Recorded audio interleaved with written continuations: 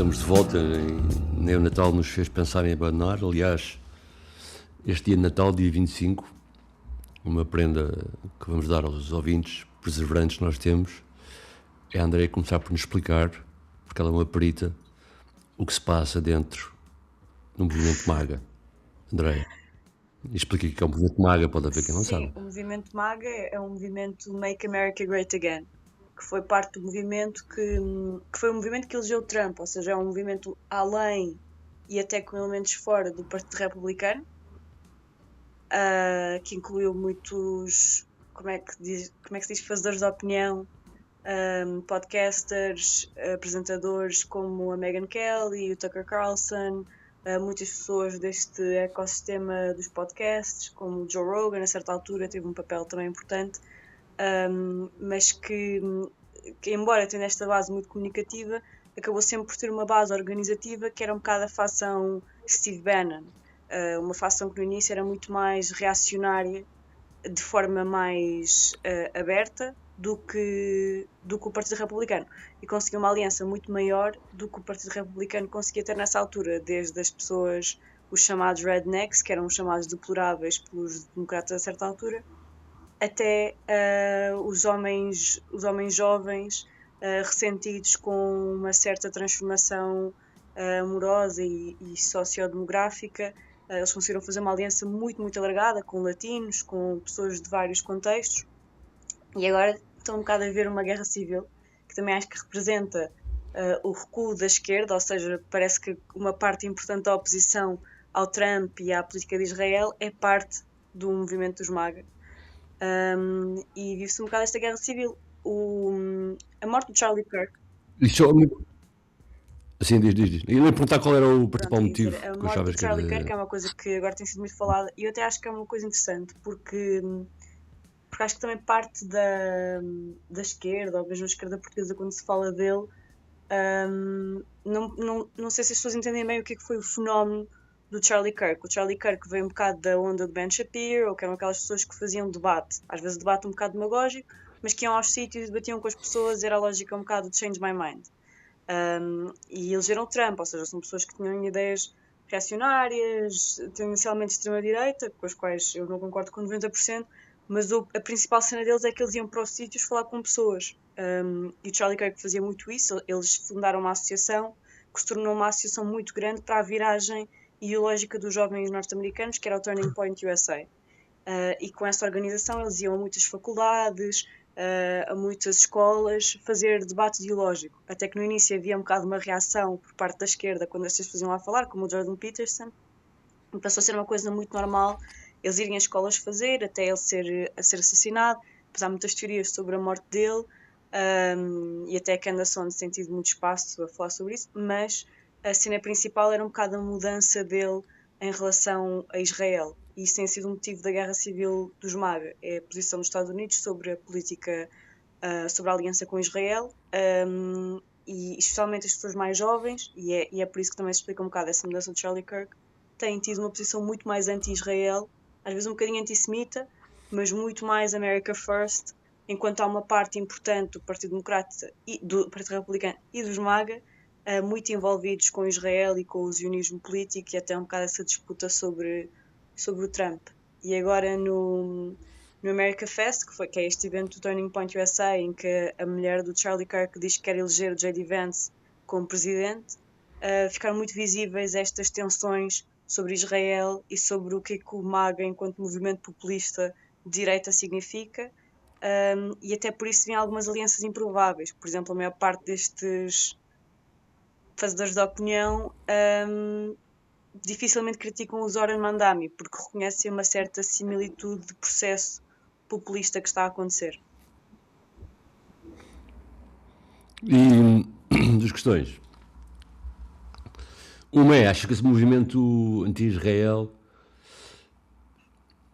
tem mais a ver com uma percepção geral que existe de que o público americano, ou seja, há uma certa associação, evidentemente, entre a elite política americana e o apoio a Israel, né? E o que tem acontecido ultimamente é que, mesmo nos Estados Unidos, esse apoio está a mudar, está a virar, até as sondagens dizem, cada vez mais pró-Palestina, e quanto mais baixas na faixa etária, mais esse apoio à Palestina maior, não é? Portanto, achas que essa questão com Israel é mais uma cena que tem a ver com essa percepção de certa injustiça do que se passa ali e geracional e, portanto, ter politicamente serem espertos para o fazer, ou achas que é uma cena mais perto do antissemitismo? Não, acho que é um bocado diferente entre os jovens progressistas e os jovens conservadores. Ou seja, eu acho que os jovens progressistas, que foram os que fizeram aquelas mobilizações nas universidades, têm uma coisa muito mais com a causa palestiniana, com Gaza, às vezes com algumas associações com a luta afro-americana de algumas minorias indígenas, por exemplo, nos Estados Unidos. Enquanto a viragem com os jovens conservadores acho que tem outros motivos e é principalmente um desconforto. Para algumas pessoas será antissemitismo e há fações dos MAGA que usam isso muito vocalmente, tipo o Nick Fuentes. Mas eu acho que para a maioria desse movimento é uma coisa de soberania e a ideia dos Estados Unidos estar a submeter a outro Estado, que ainda por cima é o Estado de Israel, que é visto que tem uma má reputação. E que os Estados Unidos financiam Israel e acho que já vinha de uma coisa isolacionista, que é ver, dos Estados Unidos, do Trump prometer o fim das guerras, não é? Isto foi parte da promessa em que muitas pessoas acreditaram, que não havia mais guerras, e financiar Israel como financiar a Ucrânia tem um bocado desse mesmo peso, eu acho, eleitoral para a sua-direita. E é principalmente o fim do apoio dos republicanos e das pessoas de direita nos Estados Unidos a Israel que muda significativamente, porque não é estranho que as pessoas que estão no Black Lives Matter sejam contra Israel. O que é estranho é que pessoas como o Tucker Carlson sejam muito contra Israel. Ou a Candice também, não? Sim, mas Não, pois, a questão é que os Estados Unidos sempre conseguiram, dentro do seu espaço nacional, ter essa incoerência, não é? Ou seja, ter momentos isolacionistas, mas apoiar Israel sempre, não é? sim. E por isso também é engraçado analisar essa busca de coerência num movimento político que o que tem de menos é coerência, como a MAGA, não é? Sim, não tem coerência, mas é precisamente essa incoerência que lhe permite ser tão alargado. Porque o mesmo movimento que fala para as pessoas que vivem na Appalachia e que são pobres, que é o mesmo movimento que conseguiu convencer latinos que votavam democratas até há muito pouco tempo. Portanto, o que eu acho que isto é um bocado interessante visto de fora, mas depois acho que há pessoas que meio que leem como isto é o fim do MAGA, é o fim da aliança de Trump, é o fim dos republicanos. E eu, aliás, até acho que isso é o contrário, porque a oposição que existe dentro de um espaço que parece que é bastante vivo, que é a direita norte-americana. E as pessoas de esquerda estão basicamente a ver. Ok, bem assinalado. Então, os nossos principais temas, dois são internacionais, mais ou menos. Pronto, eu queria contar é que eu fui a Estrasburgo. Foi a primeira vez que eu acedi em toda a minha vida ir a um sítio que já estive em Bruxelas, mas não para visitar o Parlamento Europeu, não é? Então foi a primeira vez que eu fui acedi a um convite desse género e acedi porque faz parte do Festival de Política onde eu tive a fazer conferências durante este ano, portanto havia a hipótese de irmos lá todos a Estrasburgo ao Parlamento Europeu, o convite do Parlamento, e lá fui. E a sensação... aquilo que está lá, que acontece em Estrasburgo, portanto, para as pessoas perceberem, Estrasburgo também é uma das múltiplas sedes da União Europeia, não é? Bruxelas, Estrasburgo, Frankfurt com o Banco Central Europeu, Luxemburgo também, com todo o trabalho de back-office. Mas é principalmente Bruxelas e Estrasburgo. Sim, no ponto de vista parlamentar, sim, porque Estrasburgo é onde eles se reúnem 4 dias por mês para em plenário votarem. Acontece que as pessoas fazem esse trabalho todo prévio em Bruxelas e depois vão 4 dias por mês a Estrasburgo para votar. E aquilo também, outro contexto que é importante, que é Estrasburgo, uma cidade pequeníssima, que tem uma universidade importante e, portanto, a presença desses 4 dias naquele local é enorme, do ponto de vista económico, do ponto de vista das línguas que se usam, etc. Pronto, isso, apesar de tudo, fez-me um bocado mal, no sentido em que, quando estás numa cidade grande, certas dinâmicas podem passar despercebidas, não é? Quando estás numa cidade pequenina e toda a burocracia europeia muda para lá durante 4 dias, isso tem um enorme impacto na ecologia da cidade. E E tendo em conta o que está a acontecer com a União Europeia hoje em dia, aquilo parecia um bocado de Torre de Babel, no sentido em que tu chegas lá, tens mega edifício, não é? Um edifício desenhado para ser um plenário moderno, muito bem equipado, demasiado segmentado, ou seja, é tudo dividido, não é? Tipo, café para deputados, café para visitantes, café para jornalistas, mesmo quando tu comes no refeitório, está tudo dividido, tens tipo ter um cartão que dá acesso às zonas restritas do refeitório, onde também está dividido os deputados, assessores, tudo assim divididinho, tudo uma qualidade extrema, o que ainda bem, acho bem, mas estar em particular em Estrasburgo faz impressão por várias razões. Para já porque é um movimento pendular mensal para lá que arrasta um monte de gente de uma cidade que é pequena e se faz notar. Mas foi uma imposição Depois francesa. porque isso é, claro, ia explicar isso. Por outro lado, sabes que tu fazes discussões políticas, porque também para quem nos ouve e não sabe, Estrasburgo é a capital da Alsácia, e a Alsácia é um espaço territorial que sempre oscilou entre França e Alemanha, não é? Até, por exemplo, as ruas são bilíngues, etc. Portanto, é um espaço que também, naquela lógica, na altura da seca, né, da qualidade económica do carvão e do aço, que foi assim que a União Europeia começou entre a França e a Alemanha, Estrasburgo tinha a ver com isso, né? Ou seja, o custo acrescido de fazer este movimento tem a ver com uma noção também de paz e de estratégica, e neste momento tem a ver também com a vida económica de Estrasburgo, né? Pronto. Mas de facto é muito estranho tu veres, de algum modo, aquele equipamento todo, aquela basófia toda, daquele edifício, das pessoas, o security também é enorme, mas ter um bocado de Torre de Babel, né? Tipo, eles estão lá a tomar decisões que pouco dizem às pessoas, de algum modo. Sentes um bocado disso, né? Então sentes tipo isso acrescido a um certo luxo na forma de estar e em vários aspectos. Pá. Por exemplo, eu quando começo logo em Lisboa, quando apanhas o avião, começas logo a ver pessoas no aeroporto que sabes que são deputadas europeias, não é? Entras no mesmo avião que elas vão para a classe executiva, e agora vou dizer, evidentemente, quando podia não ser evidente, até porque a classe executiva nas viagens entre a Europa não é uma classe executiva tipo. É igual ao resto, basicamente. Deve ter melhor atendimento, mas é igual ao resto que uma cortina, não é? Depois, quando apanhas o avião de escala, imagina, de Frankfurt, de Estrasburgo, metade do avião é classe executiva e todos os deputados vão ali, não é? Então é assim um ambiente muito estranho de. Da montanha vai para um rato, não é? Eles estão ali na sua redoma, não é? E depois, socialmente, em Estrasburgo aquilo é muito estranho, porque depois, basicamente, há tipo, imagina,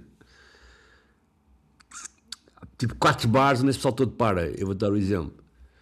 Tu consegues entrar num bar, que é tão pequenino e tão paroquial, tudo o que se passa ali.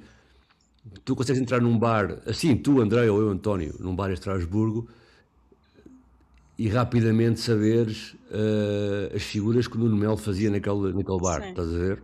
Tipo, chega a este ponto, estás a ver? E depois estás num outro bar também, e de repente tu vês figuras da esquerda europeia, vá, que tu achas importantes, e ao mesmo tempo olhas para uns gajos do teu lado e vês pelos bonés que são dos Patriots, estás a ver? E tudo ali no mesmo espaço, não é? Isso meteu-me imensa pressão porque eu convivo todos os dias com pessoas que convivo mesmo com pessoas todos os dias que votam no Chega e que votam em sítios assim, mas de repente tu vês os seus representantes todos juntos, não é? No mesmo espaço social e conviverem, é assim muito estranho. Então, ou seja, e completamente detached do resto da cidade, não é? Tipo, em vez de estarem em bares e em sítios onde podem estar com pessoas da cidade, estão todos juntos.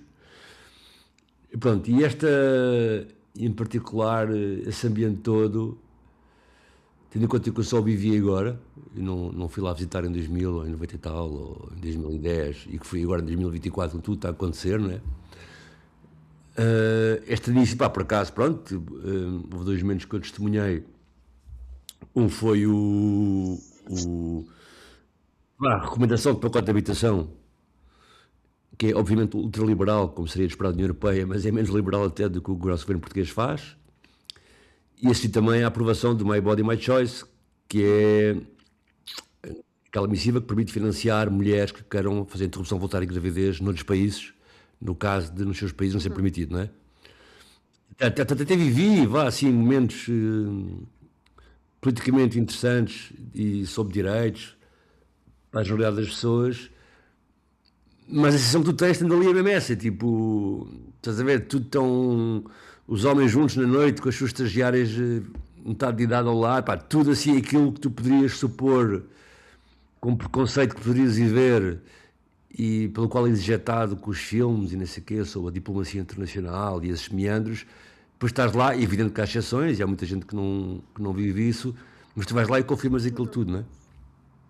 E pronto, e é só decepcionante como eu acharia que seria.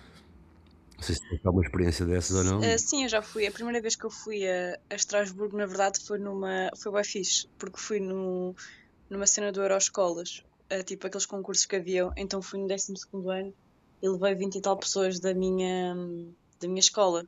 Então que foi, mas fui eu Levaste é que tu? escolhi. Então imagina, isto no 12º ano foi super fixe. Levar os meus amigos tipo para ir a Estrasburgo. Já nem lembro o que é que fizemos lá, assistimos a umas cenas.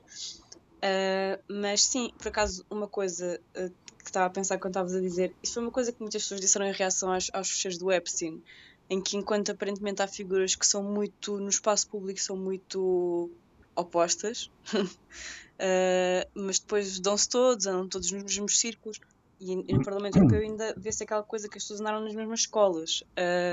Há aquelas escolas ali à volta, não é? O Sciences Po de Estrasburgo, o Colégio da Europa, onde a Sim. maior parte dessas pessoas estuda, e mesmo independentemente de para que sítio é que vão e qual é a sua performance teatral da oposição, acabam por fazer parte dos mesmos círculos, do mesmo contexto socioeconómico.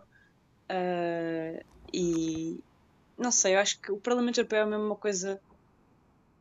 É interessante, mas é super estranho, no sentido do seu peso burocrático, financeiro, e depois ter uma organização que de todas as organizações da Europa é a que menos tem qualquer tipo de poder, é que menos Yeah. consegue exercer influência real. Eu sinto que o que é que eu penso do Parlamento Europeu? Penso em tipo regulações sobre palhinhas.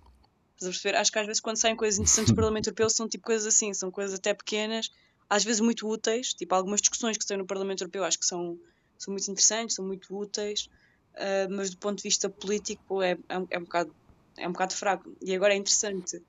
Não, é assim que eu falei na Torre de Babel, né? Tipo, vezes gajos lá, tipo, em altas, né? Com bem privilégios, Sim, a acharem-se super não sei quê, e depois uma cena tão detached da realidade, tão longe da vida das sim, pessoas, e né? o que Que não não. se. É verdade. O que eu acho que nós em Portugal Diz, temos um diz. bocado de uma ortodoxia em fora da União Europeia. Eu acho mais do que noutros países, se calhar é um bocado a experiência da Grécia que quebrou os países periféricos, mas temos um bocadinho, sei lá, por exemplo, há discussões que nós não. Tipo a cena do dinheiro da Ucrânia, do papel da Comissão Europeia num potencial esquema de corrupção, de financiamento, não vejo ninguém a falar. Ou seja, há todas essas coisas que nós, em particular, questionamos menos nas dinâmicas europeias. E nós estamos a ver um momento em que a própria União Política da União Europeia está posta em causa, não é? Com países que, se calhar, se equaciona a possibilidade de saírem, não à Brexit e não à Grécia. Eu acho que vai ser interessante o que é que acontece e agora vemos se há união política ou não, especialmente com parte importante destes países em colapso económico e num esforço de guerra. Sim, mas depois não esqueças como tu disseste, tipo. Há muita gente que é funcionária lá, não é? E que estudou ali à volta e que se conhece e que fica lá. Mas esse diferencial que eu te falei do luxo, do privilégio, é muito maior quando tu olhas para um olhar português, né? Porque tu não fazes parte Sim, desse esquema do centro da Europa. E então acontece, ou seja, até do ponto de vista salarial, o privilégio é muito mais detached, não é? Tipo, a diferença que vai entre um salário de alguém altamente profissional, francês, ou belga, ou alemão, do que recebem da União Europeia comparado com o português é inacreditavelmente diferente, não é? E depois tu percebes, pá, vês uma série de funcionários que tu vês que foram nomeados e pá, e que é esquema, falam inglês, é verdade que só precisas falar uma língua dessas para estar lá, né? Mas ao mesmo tempo que eu vejo isso, tipo, mas já viram cá parar, não é? Fica assim a pensar nos esquemas ali à volta, que aquilo implica grandes ordenados, não é? Só, pronto, quando estava a falar de privilégios, tem a ver com ordenados e não só. E depois cruzo uma miúda que é Daniel, do Barreiro, miúda negra, uhum, estás a ver? Que veio do Barreiro e diz-me assim: estou aqui a estagiar, estou bem contente, porque sou a primeira rapariga negra lisboeta aqui da zona a trabalhar na União Europeia, em estágio, estás a ver? Eu há 3 anos mudei-me para o Luxemburgo para dominar melhor o luxemburguês, como devem calcular, quem está a ouvir, é uma língua muito pouco falada, não é?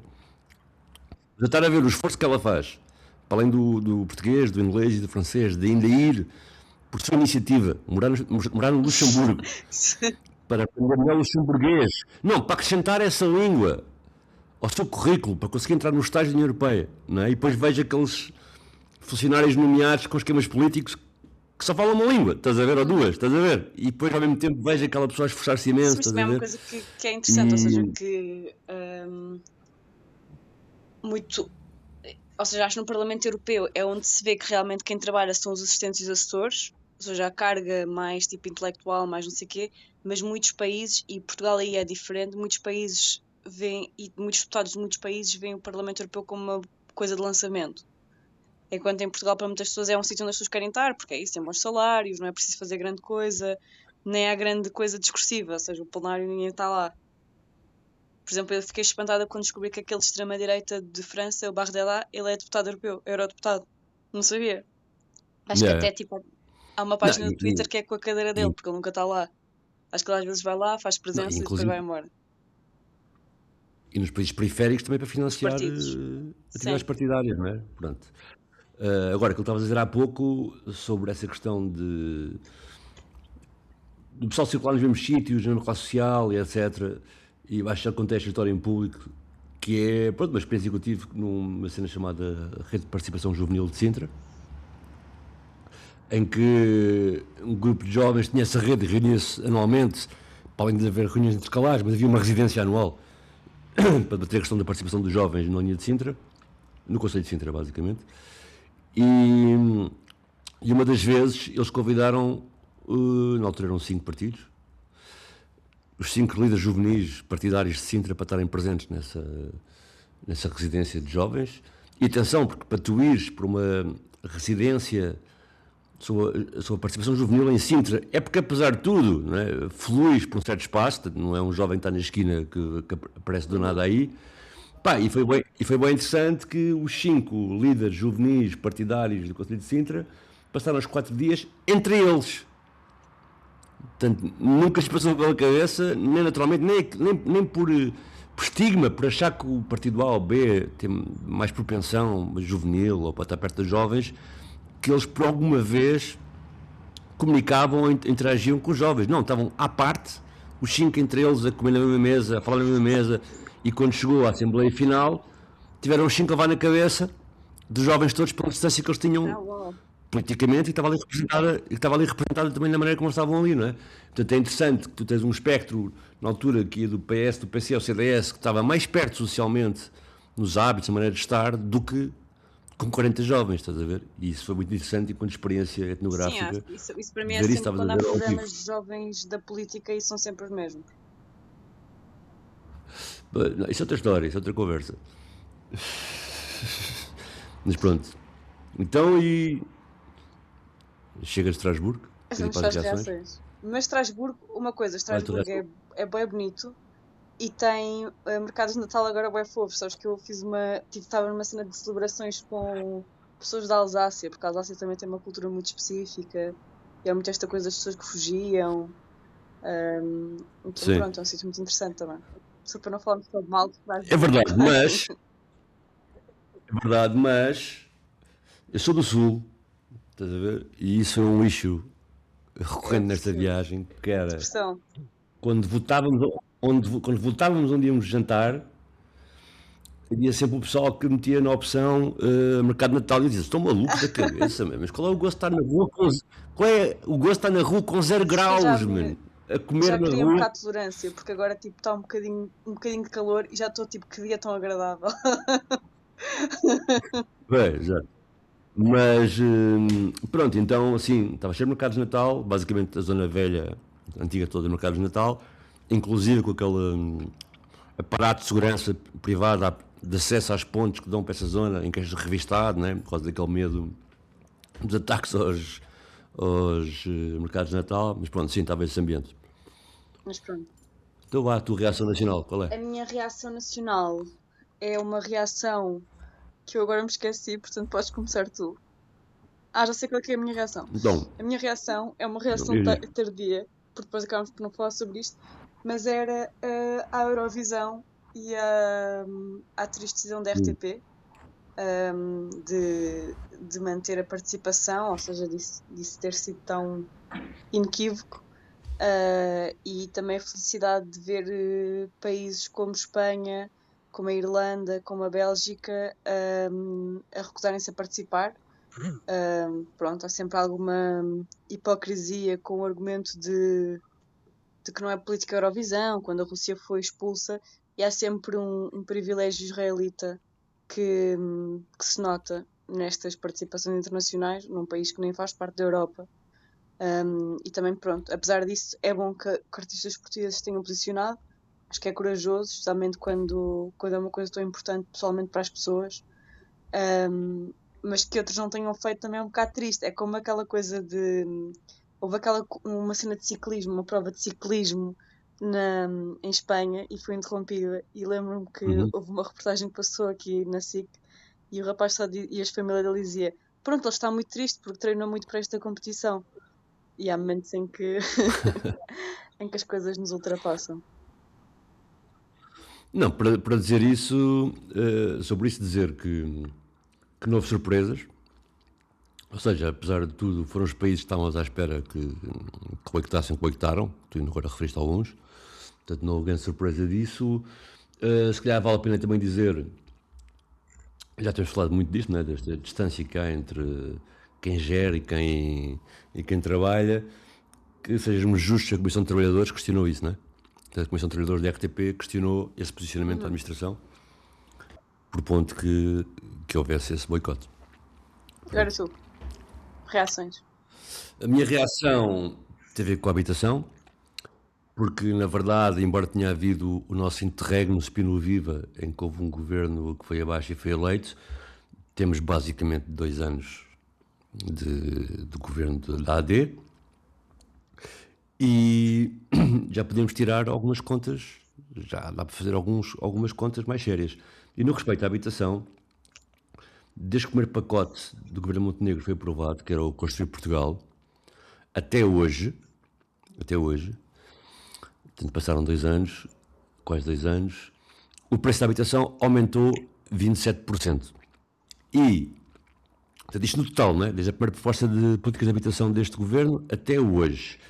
E de um ano para o outro aumentou 17%, o que é o maior aumento na história desde que há dados registados no INE sobre a habitação.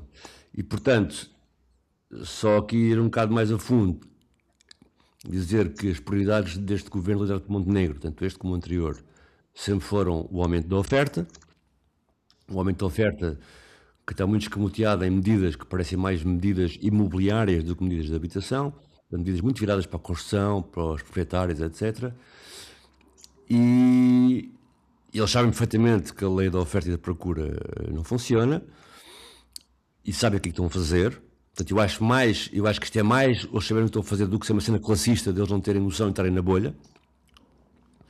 Porque, como é evidente, quando tu tens uma legislação e um mercado habitacional que não serve em exclusivo as pessoas que habitam maioritariamente exclusivo, pessoas que habitam em Portugal, é evidente que se o mercado de habitação é para o mundo todo, nós nunca vamos conseguir. A lei da oferta e procura não funciona da maneira como eles dizem que funciona, que é, imagina, se o mercado de habitação fosse as pessoas que moram aqui, com estes preços as pessoas não comprariam casas e tendencialmente as casas baixariam de preço até elas chegarem a um ponto em que estão acessíveis para quem cá mora. Como isso não é realidade, ponto 1, e como há outra realidade subjacente a isto, que é, a partir do momento que nós não conseguimos combater a questão do uso social da habitação, e em que privilegiamos e promovemos a especulação, isso faz com que, mesmo que eu tenha uma casa fechada e não a alugue, ela no meu rendimento, ela naquilo que me é atribuído a nível dos créditos, da minha noção de riqueza,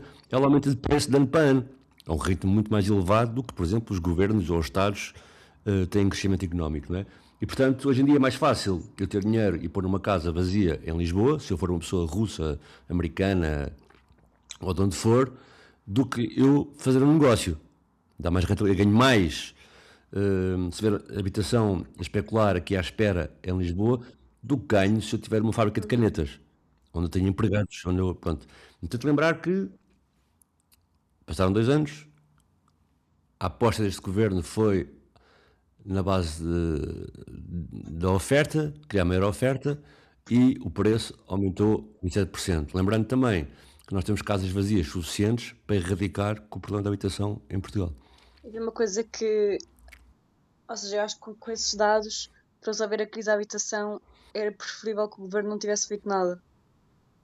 Porque mesmo que fosse aumentando, Não. os valores fossem aumentando, os valores aumentaram devido às políticas do governo. Exato, aumentaram a este ritmo por causa das políticas do governo que favorecem o aumento deste ritmo. Por exemplo, aquela balização, por exemplo, do IMT até os 30 anos, ou a balização agora de 2.300 euros, isso faz tudo com que todas as pessoas arredondem os preços para esses limites, não é? Ou quando a habitação acessível é até 600 mil euros, portanto, isso também mexe com o mercado, não é? Portanto, por isso é que eu estou a dizer, eu não acho que isso seja, como às vezes eu ouço, porque eles moram na bolha, sim, eles são da bolha, mas eles têm noção, não é, do sacrifício que as pessoas estão a passar. E, portanto, isto é claramente uma estratégia política e económica que eles querem assumir. É isso. E reações internacionais? A minha ou a tua? Então, a minha é sobre uma figura que fomos ouvindo falar, de vez em quando ouvimos falar, sem que muitas vezes seja entendível o que é que ele faz. E falo do Tony Blair. Quando, ainda há pouco tempo, né, quando se falou do tal órgão executivo de Gaza, né, falou-se que Tony Blair podia ser a pessoa para gerir aquilo. Portanto, isto tem acontecido sucessivamente, quando se fala de Tony Blair, mas muito poucas pessoas sabem, de facto, o que é que ele faz. Portanto, ele tem várias entidades e uma delas chama-se Tony Blair Institute of Global Changes, que basicamente é a secção tecnológica do Tony Blair, onde o grande investidor é o Ellison, que é a pessoa que fundou a Oracle. O Ellison é, às vezes, a primeira, mas normalmente a segunda pessoa mais rica do mundo. Ele tem investido centenas de milhões de euros nos últimos 2, 3, 4 anos neste Instituto de Global Change de Tony Blair, que pretende, basicamente, e é isso que está a acontecer no backstage, não é? Usar a inteligência artificial, ou seja, aceder aos dados todos que nós temos e utilizar a inteligência artificial para os analisar. Por exemplo, um dos projetos que eles têm para a Inglaterra, e agora que está o Labour no governo, é criar uma National Data Library, que é basicamente agarrar em todos os dados disponíveis de cada pessoa, fundi-los e olhar para eles através de inteligência artificial e poder gerir assim as pessoas. Um grupo de dados que é o alvo principal do Tony Blair Institute of Global Changes e que este Ellison tem falado em vários fóruns que é onde quer chegar, é os dados do NHS. Porque, portanto, Serviço Nacional de Saúde inglês. Porque sabemos hoje em dia que há uma burocracia que recolhe muitos dados, mas o NHS é a entidade assim pública desse tipo que recolhe dados há mais tempo, desde 48. E diz-se que os dados do NHS valem 10 bilhões por ano. Porque está lá tudo. Portanto, imagina, todo o tipo de negócios de genoma, de healthcare. Portanto, a ideia é agarrar nesses dados, pôr disponíveis para a IA, para poder ser uns dados que tu podes vender para empresas de vários negócios. E, portanto, é sempre... O Tony Blair age muito no backstage, as pessoas sabem um pouco o que ele anda a fazer, mas ele, pronto, é a pessoa que se mexe ali, aquele tipo de Bilderberg e Davos, não é? É a pessoa que está aí no... Quando se fala disso, olha, Tony Blair é uma dessas pessoas que anda associada com as pessoas mais ricas do mundo a tentar mudar o mundo para o lado deles. Portanto, esta é a minha reação. Íamos investigando este tipo de coisas e o que o Tony Blair vai fazendo e este Ellison da Oracle vão fazendo é algo a investigar, estamos em cima. Isto que eu estou a dizer está a acontecer, está a haver reuniões entre este instituto e as pessoas do NHS para tentarem conseguir fazer essa data library do presente e do passado dos cidadãos que moram ou moraram em UK. Eu por acaso vi uma coisa engraçada de uns ativistas que o que faziam era quando houve a notícia do Tony Blair de Gaza, né, que ele ia fazer parte desse conselho, o que eles faziam era, diziam tipo, vamos pôr os livros de Tony Blair na secção verdadeira e ponham em true crime e horror nas livrarias e iam pôr os livros de Tony Blair. Não, mas é verdade, não tem, só ter que olhar para isso. Pá, mas é quase um full-time job estar a analisar o que é que o Blair está a fazer. Pronto. A minha reação é uma triste reação, porque eu vi uma coisa de algumas pessoas a dizer, esta notícia radicalizou-me outra vez, e é as fotos de Chomsky com o Jeffrey Epstein. Pronto, queria só... nenhuma referência está fora da possibilidade de ser Cooptada nesse meio. cooptada ou parte desse meio desde sempre, não é? Porque depois levantam... Até parece que é tipo... Tem aquela coisa da relação parasocial em que ficamos tipo, será que a pessoa mudou ou é que não a conhecia? Mas é muito interessante porque eles tinham um relacionamento bastante íntimo, não era aquela coisa de tirou uma foto sem querer e sem saber. Não, tinham várias trocas de e-mails, acho que se conheciam do Campo David de Israel já há décadas, tratavam-se como amigos próximos. E pronto, não sei como é que te sentes em relação a isso. Fiquei um bocadinho triste, mas Não, eu felizmente não sou o Chomsky. mas Imagina agora, tipo, apanhavam fotos minhas ou tuas Jeffrey com. Epstein. Não estou a comparar com o Chomsky. Ah, Não, com o Dom Barroso, cenas assim. Estás a sim, ver? mas não achas que é a mesma coisa? Não, é uma coisa porque nenhum de nós é o Chomsky. Sim. Mas seria assim, imagina, o que parava português, assim, uma pessoa da guita também, mas mais das influências, das Sim, influências só que acho estranhas. Tipo, o Dom Barroso é mais um Blair mas não é português, bem né? essa Mais dessa cena, ou onda. seja, não é tipo a pessoa com estas opiniões e que fez estas coisas. É mesmo Sim. pronto, eu acho também que cada vez que saem mais cenas do web, se vai um bocado revelando mais, tipo, a rede de influências, agências secretas e manipulação. Não, por acaso sobre isso quer dizer outra coisa, que é, pode se acompanhar mais ou menos a libertação dos fecheiros, Sim. não é? Que são imensos, não é? Tipo, eles libertaram tipo, Sim, mas um dos problemas que as pessoas se queixam é de aquilo não é navegável. E tem uma série de coisas para não ser navegável. Tipo, o motor de busca não funciona bem, né? Por exemplo, se tu meteres Clinton não aparece, mas se meteres Trump não aparece, estás a ver? Esse tipo de esquemas. Mas agora está a ser bem engraçado porque, por exemplo, se tu meteres entre aspas Trump, mas no fim de Trump meteres um espaço, já aparece tudo, estás a ver? É bem engraçado, tipo, esse tipo de falhanços. Ou, por exemplo, agora está a circular uma carta de uma rapariga que diz que foi violada pelo Trump. Como é que tu apanhas aquilo? Não. Não viste isso? Então, imagina, os fecheiros estão rasurados, não é? Estão rasurados com cenas negras a tapar parte do texto, não é? Mas tu agarras no texto, tens copy-paste para o olho, já consegues ler. Portanto, aquilo assim tem assim cenas de amadorismo inacreditáveis. Experimenta fazer isso. Tu metes Trump com espaço, aparece na busca, ou se tens copy-paste de cenas que estão rasuradas do arquivo para o teu Word, já consegues. É só mudar a cor da tinta, estás a ver? Pá, é inacreditável. Pronto, experimenta isso. Está a ser interessante a maneira como se está a tentar dar a volta a esse arquivo. Acho que eu por acaso não acho muito que o Trump esteja nos fecheiros. Eu não sei, felizmente não me vi nisso.